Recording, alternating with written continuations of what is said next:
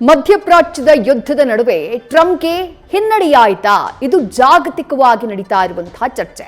Cuba ವಿಚಾರದಲ್ಲಿ Russia ಅಧ್ಯಕ್ಷ Vladimir Putin ಗೆಲುವನ್ನ ಸಾಧಿಸಿದ್ರೆ Donald Trump ಜಾಗತಿಕವಾಗಿ ವೀಕ್ ಆಗಿರುವಂತಹ ಇಮೇಜ್ ಕ್ರಿಯೇಟ್ ಆಗಿಬಿಟ್ಟಿದೆ. ಕಗ್ಗತ್ತಲಿನಲ್ಲಿದ್ದಂತಹ ಕ್ಯೂಬಾನ ಫೈನಲಿ ರಷ್ಯಾದ ತೈಲ ಟ್ಯಾಂಕರ್ಗಳು ತಲುಪಿದ್ದಾವೆ. ಅಮೆರಿಕ ಎಚ್ಚರಿಕೆಯ ನಡುವೆಯೂ ಅಮೆರಿಕದ ಸ್ಯಾಂಕ್ಷನ್ನ ನಡುವೆಯೂ ರಷ್ಯಾ ಕ್ಯೂಬಾಗೆ ತೈಲ ಟ್ಯಾಂಕರ್ಗಳನ್ನ ರವಾನೆ ಮಾಡಿತು. ರಷ್ಯಾದಿಂದ ಒಟ್ಟು 7 ಲಕ್ಷ ಕೋಟಿ ಬ್ಯಾರೆಲ್ ಕಚ್ಚಾ ತೈಲ ಆಗಮನ ಆಗಿದೆ. ಪುಟಿನ್ ಟ್ಯಾಂಕರ್ ಬರ್ತಾ ಇದ್ದ ಹಾಗೆ ಟ್ರಂಪ್ ಯೂಟರ್ನ್ ಅನ್ನ ಹೊಡೆದಿದ್ದಾರೆ. ರಷ್ಯಾ ತೈಲ ಪೂರೈಸೋಕೆ ಅಭ್ಯಂತರ ಇಲ್ಲ ಎಂದಿದ್ದಾರೆ ಅಮೆರಿಕದ ಅಧ್ಯಕ್ಷ ಡೊನಾಲ್ಡ್ ಟ್ರಂಪ್. ಅಮೆರಿಕ ನಿರ್ಬಂಧ ಮುರಿದ್ರೂ ಟ್ರಂಪ್ ಸೈಲೆಂಟ್ ಆಗಿದ್ದಾರೆ. ಕ್ಯೂಬಾದ ಮಟಾನ್ಸ್ ಬಂದರಿನಲ್ಲಿ ಸದ್ಯ ರಷ್ಯಾ ತೈಲವನ್ನ ಇಳಿಸಿದೆ. ಈಗ ರಷ್ಯಾ ನೀಡಿರುವಂತಹ ತೈಲ ಕ್ಯೂಬಾಗೆ ಸುಮಾರು 13 ದಿನಗಳಿಗೆ ಸಾಕು. ಕ್ಯೂಬಾನ ತಲುಪಿರುವಂತಹ ರಷ್ಯಾದ ತೈಲ ಟ್ಯಾಂಕರ್ಗಳನ್ನ ಒಂದು ಕಡೆ ಗಮನಿಸ್ತಾ ಇದ್ದೀರಿ, ಮತ್ತೊಂದು ಕಡೆ ಕ್ಯೂಬಾದ ದೃಶ್ಯಗಳನ್ನ ಗಮನಿಸ್ತಾ ಇದ್ದೀರಿ. ಕ್ಯೂಬಾ ಅಮೆರಿಕಾದ ಫ್ಲೋರಿಡಾದಿಂದ 150 ಕಿಲೋಮೀಟರ್ ದೂರದಲ್ಲಿ ಸೆಂಟ್ರಲ್ ಅಮೆರಿಕಾ ಭಾಗದಲ್ಲಿ ಕೆರೆಬಿಯನ್ ಸೀನಲ್ಲಿರುವಂತಹ ಬಹಳ ದೊಡ್ಡ ದ್ವೀಪ. ಸುಮಾರು 11 ಮಿಲಿಯನ್ ಅಂದ್ರೆ 1,10,00,000 ಜನ ಈ ಕ್ಯೂಬಾ ರಾಷ್ಟ್ರದಲ್ಲಿ ವಾಸ ಮಾಡ್ತಾರೆ. ಕಳೆದ 2 ತಿಂಗಳಿನಿಂದ ಯಾವುದೇ ಆಯಿಲ್ ಟ್ಯಾಂಕರ್ಗಳು, ಕ್ರೂಡ್ ಆಯಿಲ್ ಟ್ಯಾಂಕರ್ಗಳು ಕ್ಯೂಬಾನ ರೀಚ್ ಆಗಿರಲಿಲ್ಲ. ಯಾಕಂದ್ರೆ ಅಮೆರಿಕ ನಿರ್ಬಂಧವನ್ನ ಹೇರಿತ್ತು ಕ್ಯೂಬಾಗೆ ಯಾವುದೇ ರೀತಿಯಾದಂತಹ ತೈಲ ಟ್ಯಾಂಕರ್ಗಳನ್ನ ಕಳುಹಿಸುವಂತಹ ವಿಚಾರಕ್ಕೆ ಸಂಬಂಧಪಟ್ಟ ಹಾಗೆ. ಅದರ ಪರಿಣಾಮ ಏನು? ಇಡೀ ಕ್ಯೂಬಾ ಕಗ್ಗತ್ತಲಿಗೆ ಜಾರಿತ್ತು. ಕ್ಯೂಬಾದ ಜನ ಪರದಾಡ್ತಾ ಇದ್ರು. ರಾತ್ರಿ ಆದ್ರೆ ಸಾಕು ಒಂದೇ ಒಂದು ಲೈಟ್ ಉರಿತಾ ಇರಲಿಲ್ಲ. ಆಪರೇಷನ್ ಥಿಯೇಟರ್ಗಳಲ್ಲಿ ಸಮಸ್ಯೆಯಾಗಿತ್ತು. ಇಡೀ ಕ್ಯೂಬಾ ಯಾವ ರೀತಿಯಾದಂತಹ ಸಿಚುವೇಶನ್ ನ ಅನುಭವಿಸ್ತು ಅಮೆರಿಕ ಹಾಕಿದಂತಹ ಸ್ಯಾಂಕ್ಷನ್ ನ ಕಾರಣಕ್ಕಾಗಿ ಅಂತ ಹೇಳಿ ದೃಶ್ಯದಲ್ಲಿ ಗಮನಿಸ್ತಾ ಇದ್ದೀರಿ. ಕ್ಯೂಬಾ ಅನ್ನುವಂತಹ ಪುಟ್ಟ ರಾಷ್ಟ್ರ, ಅಲ್ಲೂ ಕೂಡ ತೈಲ ಸಂಗ್ರಹಗಾರ ಇದೆ ಅಥವಾ ತೈಲ ಉತ್ಪಾದನೆ ಆಗುತ್ತೆ, ಆದ್ರೆ ಅದು ಬಹಳ ಕಡಿಮೆ ಪ್ರಮಾಣದಲ್ಲಿ. ಕ್ಯೂಬಾ ನ್ಯಾಚುರಲ್ ರಿಸೋರ್ಸ್ ಕಾರಣಕ್ಕಾಗಿ ತುಂಬಾ ಫೇಮಸ್. ಮೊದಲನೇದಾಗಿ ನಿಕೆಲ್ ಅನ್ನುವಂತಹ ಒಂದು ಖನಿಜವನ್ನ ಅದು ಉತ್ಪಾದನೆ ಮಾಡುತ್ತೆ. ಅದು ಅಲ್ಲಿ ಹೇರಳವಾಗಿ ದೊರೆಯುತ್ತೆ. ಆ ಖನಿಜವನ್ನ ಸ್ಟೀಲ್ ಪ್ರೊಡಕ್ಷನ್ ನಲ್ಲಿ, ಬ್ಯಾಟರಿಗಳಲ್ಲಿ, ಏರೋಸ್ಪೇಸ್ ಇಂಡಸ್ಟ್ರಿಯಲ್ಲಿ ಯೂಸ್ ಮಾಡ್ತಾರೆ. ಅದನ್ನ ಹೊರತುಪಡಿಸಿದ್ರೆ ಕೊಬಾಲ್ಟ್ ಅನ್ನ ಉತ್ಪಾದನೆ ಮಾಡುತ್ತೆ. ಆಫ್ರಿಕಾನ ಹೊರತುಪಡಿಸಿ ಎಲ್ಲಾದ್ರೂ ಬಹಳ ಹೇರಳವಾಗಿ ಕೊಬಾಲ್ಟ್ ಸಿಗತ್ತೆ ಅಂತಂದ್ರೆ ಅದು ಇದೇ ಕ್ಯೂಬಾದಲ್ಲಿ. ಅದರ ಜೊತೆಗೆ ಶುಗರ್ ಕೇನ್ಗೆ ಹೆಚ್ಚಿನ ಮಟ್ಟದಲ್ಲಿ ಡಿಪೆಂಡ್ ಆಗಿರುವಂತಹ ಒಂದು ರಾಷ್ಟ್ರ ಅಂದ್ರೆ ಅದು ಕ್ಯೂಬಾ. ಬಹಳ ದೊಡ್ಡ ಮಟ್ಟದಲ್ಲಿ ಉತ್ಪಾದನೆಯನ್ನ ಮಾಡ್ತಾರೆ, ಎಕ್ಸ್ಪೋರ್ಟ್ ಕೂಡ ಮಾಡ್ತಾರೆ ಕಬ್ಬನ್ನ.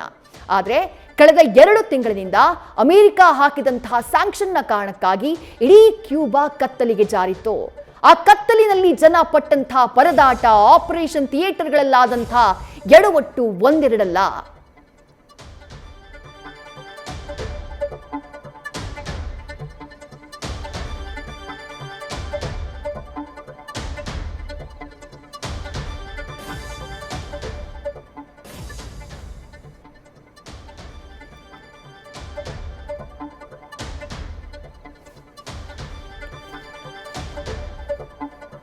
ಮೂರು ದೃಶ್ಯಗಳನ್ನ ಗಮನಿಸ್ತಾ ಇದ್ದೀರಿ. ಅಮೆರಿಕ ಹಾಕಿದಂತಹ ನಿರ್ಬಂಧದ ಕಾರಣಕ್ಕಾಗಿ ಕ್ಯೂಬಾಗೆ ಕ್ರೂಡ್ ಆಯಿಲ್ ಸಿಗದೆ, ಕಚ್ಚಾ ತೈಲ ಸಿಗದೆ, ಅಲ್ಲಿ ಪವರ್ ಕಂಪ್ಲೀಟ್ ಆಗಿ ಸ್ಟಾಪ್ ಆಗಿ ಇಡೀ ದೇಶ ಯಾವ ರೀತಿಯಾಗಿ ಪರದಾಡ್ತು ಅನ್ನುವುದಕ್ಕೆ ಸಾಕ್ಷಿಯಾಗಿ ಸಿಕ್ಕಿರುವಂತಹ ದೃಶ್ಯಗಳು. ಒಂದಿಡೀ ರಾಷ್ಟ್ರ ಅಮೆರಿಕ ಹಾಕಿದಂತಹ ಸ್ಯಾಂಕ್ಷನ್ ನ ಕಾರಣಕ್ಕಾಗಿ ಒದ್ದಾಡುವಂತಹ ಸ್ಥಿತಿ ನಿರ್ಮಾಣ ಆಗ್ಬಿಡುತ್ತೆ. ಆ ಸಿಚುವೇಶನ್ ಏನು? ಎಟಿಎಂಗಳ ಮುಂದೆ ಪ್ರತಿನಿತ್ಯ ಕ್ಯೂ. ಅದು ಕೂಡ ಎಟಿಎಂಗಳಲ್ಲಿ ಅವರ ಪೇಸೋ ಅನ್ನುವಂಥ ಅವರ ನಮ್ಮಲ್ಲಿ ರೂಪಾಯಿ ಹೇಗಿದೆಯೋ ಅವರ ಕರೆನ್ಸಿ ಅದು. ಕೇವಲ 3,000 ಪಡೆಯೋದಕ್ಕಷ್ಟೇ ಅವರಿಗೆ ಅವಕಾಶ. ಅಂದ್ರೆ ಸುಮಾರು $6 ಬರುತ್ತೆ. ಅಷ್ಟನ್ನ ಮಾತ್ರ ಪಡೆಯೋದಕ್ಕೆ ಒಬ್ರು 3,000 ಪೇಸೋ ಮಾತ್ರ ಪಡ್ಕೊಳ್ಬಹುದು. ಹಾಗಾಗಿ ಪ್ರತಿನಿತ್ಯ ಕ್ಯೂ ಕಾಣಿಸ್ತಾ ಇತ್ತು ಎಟಿಎಂಗಳ ಮುಂಭಾಗದಲ್ಲಿ.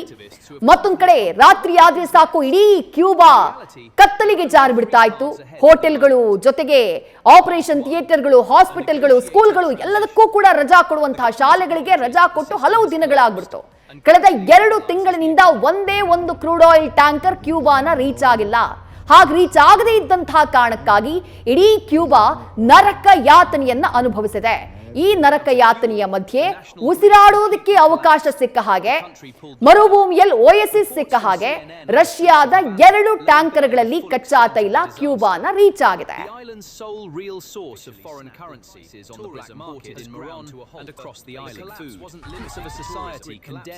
ಇಷ್ಟಕ್ಕೂ ಕ್ಯೂಬಾದ ಮೇಲೆ ಅಮೆರಿಕ ಯಾವ ಕಾರಣಕ್ಕಾಗಿ ಸ್ಯಾಂಕ್ಷನ್ಗಳನ್ನ ಹಾಕ್ತು?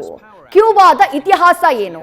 ಸದ್ಯ ರಷ್ಯಾ ಕಚ್ಚಾ ತೈಲವನ್ನ ಕ್ಯೂಬಾಗೆ ಸಪ್ಲೈ ಮಾಡಿರುವುದರಿಂದ ಮುಂದೆ ಏನಾಗಬಹುದು, ಯಾವ ರೀತಿಯಾದಂತಹ ವಿಶ್ಲೇಷಣೆಗಳು ನಡೀತಾ ಇವೆ, ಅದನ್ನ ಮ್ಯಾಪ್ ಮೂಲಕ ನೋಡ್ತಾ ಹೋಗೋಣ. ಕ್ಯೂಬಾದಲ್ಲಿ ಸದ್ಯ ನರಕ ಸದೃಶ ಪರಿಸ್ಥಿತಿ ನಿರ್ಮಾಣ ಆಗಿದೆ. ರಷ್ಯಾದ 2 ಕಚ್ಚಾ ತೈಲದ ಟ್ಯಾಂಕರ್ಗಳು ಬಂದಿರೋದು ಆ ದೇಶಕ್ಕೆ ಉಸಿರಾಡುವುದಕ್ಕೆ ಅವಕಾಶ ಕೊಟ್ಟಿದೆ. ಇಷ್ಟಕ್ಕೂ ಕ್ಯೂಬಾದಲ್ಲಿ ಈ ರೀತಿಯಾದಂತಹ ಪರಿಸ್ಥಿತಿ ನಿರ್ಮಾಣ ಆಗೋದಕ್ಕೇನು ಕಾರಣ? ಅಮೆರಿಕ ಕ್ಯೂಬಾನ ಈ ಪರಿಯಲ್ಲಿ ದ್ವೇಷ ಮಾಡೋದಕ್ಕೇನು ಕಾರಣ ಅಂತ ನೋಡಿದ್ರೆ, ನೀವು ಈ ಮ್ಯಾಪ್ ಅನ್ನ ಗಮನಿಸಿದ್ರೇನೆ ಗೊತ್ತಾಗುತ್ತೆ. ಸೆಂಟ್ರಲ್ ಅಮೆರಿಕಾ ಭಾಗದಲ್ಲಿ ಬರುವಂತಹ ದೇಶ ಈ ಕ್ಯೂಬಾ. ಮೇಲ್ಭಾಗದಲ್ಲಿ ಅಮೆರಿಕಾದ ಫ್ಲೋರಿಡಾ ಇದೆ. ಫ್ಲೋರಿಡಾದ ತೀರದಿಂದ ಕ್ಯೂಬಾ ಇರುವುದು ಕೇವಲ 150 ಕಿಲೋಮೀಟರ್ ದೂರದಲ್ಲಿ. ಅತ್ಯಂತ ಹತ್ತಿರದಲ್ಲಿ ಇರುವಂತಹ ರಾಷ್ಟ್ರ ಈ ಕ್ಯೂಬಾ. ಕ್ಯೂಬಾದ ಮೇಲೆ ಅಮೆರಿಕಾಗೆ ಆಕ್ರೋಶ ಯಾಕೆ ಅಂತ ಕೇಳಿದ್ರೆ, 1950ರ ಹಿಂದಿನ ಒಂದು ಇತಿಹಾಸವನ್ನ ನಾವಿಲ್ಲಿ ಹೇಳಬೇಕು. 1950ರ ದಶಕದಲ್ಲಿ ಕ್ಯೂಬಾದಲ್ಲಿ ಅಮೆರಿಕ ಬೆಂಬಲಿತ ಆಡಳಿತ ಇತ್ತು. ಆ ಸಂದರ್ಭದಲ್ಲಿ ಅಮೆರಿಕಾದ ಕಂಪನಿಗಳಿಗೆ ಯಥೇಚ್ಛವಾಗಿ ಸಹಕಾರವನ್ನ ಕೊಡುವಂತಹ ಕೆಲಸವನ್ನ ಕ್ಯೂಬಾದ ಸರ್ಕಾರ ಮಾಡಿತ್ತು. ಆದ್ರೆ ಇಡೀ ದೇಶದಲ್ಲಿ ಬಡತನ ಹೆಚ್ಚಾಗಿತ್ತು. ಆ ಸಂದರ್ಭದಲ್ಲಿ 1956ರಲ್ಲಿ ಫಿಡೆಲ್ ಕ್ಯಾಸ್ಟ್ರೋ ಎಂಟ್ರಿ ಆಗುತ್ತೆ, ಚೆಗುವೆರಾ ಅವರ ಎಂಟ್ರಿ ಆಗುತ್ತೆ. ಆ ಇಬ್ಬರು ಕ್ರಾಂತಿಕಾರಕ ವ್ಯಕ್ತಿಗಳ ಕಾರಣಕ್ಕಾಗಿ 1959ರಲ್ಲಿ ಅವರ ಆಡಳಿತ ಕ್ಯೂಬಾದಲ್ಲಿ ಆರಂಭ ಆಗುತ್ತೆ. ಅದಾದಂತಹ ನಂತರದಲ್ಲಿ ಕ್ಯೂಬಾ ಕಂಪ್ಲೀಟ್ ಕಮ್ಯುನಿಸಂನ ಫಾಲೋ ಮಾಡುವಂತಹ ಒಂದು ರಾಷ್ಟ್ರ ಆಗುತ್ತೆ. ಆಟೋಮೆಟಿಕ್ ಆಗಿ ಅಮೆರಿಕಾದ ಶತ್ರುಗಳು ಅಂತ ಕರೆಯಲ್ಪಡುವಂತಹ ಚೀನಾ ಇರಬಹುದು, ರಷ್ಯಾ ಇರಬಹುದು, ಅವರ ಜೊತೆ ಕ್ಯೂಬಾದ ಬಾಂಧವ್ಯ ಹೆಚ್ಚಾಗಿತ್ತು. ಇದು ಅಮೆರಿಕಾಗೆ ಯಾವತ್ತೂ ಕೂಡ ಪಥ್ಯ ಆಗಿರ್ಲಿಲ್ಲ. ಯಾಕಂದ್ರೆ ತನ್ನಿಂದ 150 ಕಿಲೋಮೀಟರ್ ದೂರದಲ್ಲಿರುವಂತಹ ಒಂದು ರಾಷ್ಟ್ರ ತನ್ನ ಶತ್ರುವನ್ನ ಫಾಲೋ ಮಾಡ್ತಾ ಇದೆ, ಶತ್ರುವಿನ ಬೆಂಬಲವನ್ನ ಪಡ್ಕೊಳ್ತಾ ಇದೆ ಅಂದ್ರೆ ಅಮೆರಿಕಾಗೆ ತನಗೆ ಯಾವತ್ತಿದ್ರೂ ಅದು ಥ್ರೆಟ್ಟು ಅನ್ನುವಂಥ ಭಾವನೆ ಇತ್ತು. 1962ರಲ್ಲಿ ಎಲ್ಲಿ ತನಕ ಈ ತಿಕ್ಕಾಟ ಹೋಗುತ್ತೆ ಅಂತಂದ್ರೆ, ರಷ್ಯಾ ನ್ಯೂಕ್ಲಿಯರ್ ಬಾಂಬ್ಗಳನ್ನ ತಗೊಂಡು ಬಂದು ಇದೇ ಕ್ಯೂಬಾದಲ್ಲಿ ಪ್ಲೇಸ್ ಮಾಡುವಂತಹ ಕೆಲಸವನ್ನ ಮಾಡುತ್ತೆ. ಅದಾದ ನಂತರ ದೊಡ್ಡ ಮಟ್ಟದ ಒಂದು ಮಹಾಯುದ್ಧಕ್ಕೆ, ನ್ಯೂಕ್ಲಿಯರ್ ಯುದ್ಧಕ್ಕೆ ಇದು ಕಾರಣ ಆಗಬಹುದು ಅನ್ನುವಂತಹ ಚಿಂತೆ ಇತ್ತು. ಬಟ್ ಫೈನಲಿ ಅಮೆರಿಕ ಹಾಗೆ ರಷ್ಯಾದ ನಡುವೆ ಮಾತುಕತೆ ನಡೆದು ರಷ್ಯಾ ಕ್ಯೂಬಾದಲ್ಲಿ ಇಟ್ಟಿದ್ದಂತಹ ನ್ಯೂಕ್ಲಿಯರ್ ಮಿಸೈಲ್ಗಳನ್ನ ವಾಪಸ್ ತೆಗೆದುಕೊಂಡು ಹೋಗುತ್ತೆ. ಅದಾದಂತಹ ನಂತರದಲ್ಲಿ ಇಲ್ಲಿದ್ದಂತಹ ಕಮ್ಯುನಿಸ್ಟ್ ಆಡಳಿತ ಏನಿದೆ, ಅಧ್ಯಕ್ಷರು ಏನಿದ್ದಾರೆ, ಯಾವತ್ತೂ ಕೂಡ ಅಮೆರಿಕ ಅದನ್ನ ದ್ವೇಷಿಸ್ತಾನೆ ಬಂತು. ಯಾಕಂದ್ರೆ ಅಮೆರಿಕಾದ ಕಂಪನಿಗಳು, ಅಮೆರಿಕಾದ ಉದ್ಯಮಗಳು ಏನಿದ್ವು ಅದನ್ನ ರಾಷ್ಟ್ರೀಕೃತಗೊಳಿಸುವಂತಹ ಕೆಲಸವನ್ನ ಕ್ಯೂಬಾದ ಕಮ್ಯುನಿಸ್ಟ್ ಸರ್ಕಾರ ಮಾಡುತ್ತೆ. ಹಾಗಾಗಿ ಅಮೆರಿಕ ಅದನ್ನ ವಿರೋಧ ಮಾಡುವಂತಹ ಕೆಲಸವನ್ನ ಮಾಡುತ್ತೆ. ರೀಸೆಂಟ್ ಆಗಿ ಈ ಸಂಘರ್ಷ ಕ್ಯೂಬಾ ಹಾಗೆ ಅಮೆರಿಕಾದ ನಡುವೆ ದೊಡ್ಡ ಮಟ್ಟದಲ್ಲಾಗಿತ್ತು. ಆ ಕಾರಣಕ್ಕಾಗಿನೇ ಜನವರಿ 29ನೇ ತಾರೀಕು ಡೊನಾಲ್ಡ್ ಟ್ರಂಪ್ ಆದೇಶವನ್ನ ಹೊರಡಿಸ್ತಾರೆ, ಯಾವ ರಾಷ್ಟ್ರಗಳು ಕೂಡ ಕ್ಯೂಬಾಗೆ ಆಯಿಲ್ ನ ಸಪ್ಲೈ ಮಾಡಬಾರ್ದು ಅಂತ ಹೇಳಿ. ಇಲ್ಲಿ ಒಂದು ವಿಚಾರ ಏನು ಅಂದ್ರೆ, ಕ್ಯೂಬಾಗೆ ಇಲ್ಲಿ ತನಕ ಯಾರು ಆಯಿಲ್ ನ ಸಪ್ಲೈ ಮಾಡ್ತಾ ಇದ್ರು ಅಂತ ಕೇಳಿದ್ರೆ, ಕ್ಯೂಬಾದ ಸುಮಾರು 80ರಿಂದ 90% ಆಯಿಲ್ ಸಪ್ಲೈ ಆಗ್ತಾ ಇದ್ದಿದ್ದು ಇದೇ ವೆನಿಜುವೆಲಾದಿಂದ. ಆದ್ರೆ ಏನಾಗುತ್ತೆ, ವೆನಿಜುವೆಲಾನ ರೀಸೆಂಟ್ ಆಗಿ ಅಲ್ಲಿನ ಅಧ್ಯಕ್ಷರನ್ನ ಅರೆಸ್ಟ್ ಮಾಡಿ ಇಡೀ ವೆನಿಜುವೆಲಾದಲ್ಲಿ ಪರ್ಯಾಯ ಸರ್ಕಾರವನ್ನ ತರುವಂತಹ ಅಮೆರಿಕ ಈಗ ವೆನಿಜುವೆಲಾನ ತನ್ನ ಕಂಟ್ರೋಲ್ ನಲ್ಲಿ ಇಟ್ಕೊಂಡಿದೆ. ಹಾಗಾಗಿ ಇಲ್ಲಿ ತನಕ 80ರಿಂದ 90% ಆಯಿಲ್ ಏನ್ ಕ್ಯೂಬಾಗ್ ಹೋಗ್ತಾ ಇತ್ತು ಅದು ಕಂಪ್ಲೀಟ್ ಆಗಿ ಸ್ಟಾಪ್ ಆಗಿದೆ. ಕ್ಯೂಬಾ 80ರಿಂದ 90% ಆಯಿಲ್ ನ ಖರೀದಿ ಮಾಡ್ತಾ ಇದ್ದಿದ್ದೇ ವೆನಿಜುವೆಲಾದಿಂದ, ಕ್ರೂಡ್ ಆಯಿಲ್ ನ. ಈಗ ಅದು ಕಂಪ್ಲೀಟ್ಲಿ ಸ್ಟಾಪ್. ಮತ್ತೊಂದು ದೇಶ ಕ್ಯೂಬಾಗೆ ಆಯಿಲ್ ನ ಸಪ್ಲೈ ಮಾಡ್ತಾ ಇದ್ದಿದ್ದು ಪಕ್ಕದಲ್ಲಿದ್ದಂತಹ ಮತ್ತೊಂದು ರಾಷ್ಟ್ರ, ಅದು ಮೆಕ್ಸಿಕೋ. ಈ ಮೆಕ್ಸಿಕೋದಿಂದ ಕ್ಯೂಬಾಗೆ 10ರಿಂದ 20% ಕಚ್ಚಾ ತೈಲ ಹೋಗ್ತಾ ಇತ್ತು. ಆದ್ರೆ ಆ ಕಚ್ಚಾ ತೈಲ ಕೂಡ ಈಗ ಹೋಗ್ತಾ ಇಲ್ಲ. ಯಾಕಂದ್ರೆ ಅಮೆರಿಕ ಹೇರಿದಂತಹ ನಿರ್ಬಂಧಗಳ ಕಾರಣಕ್ಕಾಗಿ ಯಾವುದೇ ರಾಷ್ಟ್ರಗಳು ಕ್ಯೂಬಾಗೆ ಕಚ್ಚಾ ತೈಲವನ್ನ ನೀಡ್ತಾ ಇರಲಿಲ್ಲ. ಆ ಕಾರಣಕ್ಕಾಗಿ ಕಳೆದ 2 ತಿಂಗಳಿನಿಂದ, ಬಹುತೇಕ 2 ತಿಂಗಳಿನಿಂದ ಕಂಪ್ಲೀಟ್ ಕ್ಯೂಬಾ ಕತ್ತಲಲ್ಲಿ ಮುಳುಗುವಂತಹ ಕೆಲಸ ಆಯ್ತು. ಅದಾದ್ಮೇಲೆ ಅಮೆರಿಕ ಮಾಡಿದ್ದೇನು, ಯಾವುದೇ ರಾಷ್ಟ್ರಗಳು, ಬೇರೆ ಫಾರಿನ್ ರಾಷ್ಟ್ರಗಳು ಕ್ಯೂಬಾಗೆ ಕಚ್ಚಾ ತೈಲವನ್ನ ಪೂರೈಕೆ ಮಾಡಬಾರ್ದು ಅನ್ನುವಂತಹ ಕಾರಣಕ್ಕಾಗಿ ತನ್ನ ಸೇನಾ ನೆಲೆಗಳನ್ನ ಅಲ್ಲಿ ನಿಲ್ಲಿಸುವಂತಹ ಕೆಲಸವನ್ನ ಮಾಡುತ್ತೆ, ತನ್ನ ಬೋಟ್ಗಳನ್ನ ಅಲ್ಲಿ ನಿಲ್ಲಿಸುವಂತಹ ಕೆಲಸ ಮಾಡುತ್ತೆ. ಬಟ್ ಇಷ್ಟೆಲ್ಲದರ ಹೊರತಾಗಿ ಇವತ್ತಾಗಿರುವಂತಹ ಮಹತ್ವದ ಬೆಳವಣಿಗೆ ಏನು ಅಂತಂದ್ರೆ, ರಷ್ಯಾದಿಂದ 2 ಆಯಿಲ್ ಟ್ಯಾಂಕರ್ಗಳು, ಕಚ್ಚಾ ತೈಲವನ್ನ ಹೊಂದಿದಂತಹ ಟ್ಯಾಂಕರ್ಗಳು ಕ್ಯೂಬಾನ ರೀಚ್ ಆಗಿದ್ದಾವೆ. ಅದನ್ನ ಮ್ಯಾಪ್ ಮೂಲಕ ತೋರಿಸ್ತೇನೆ.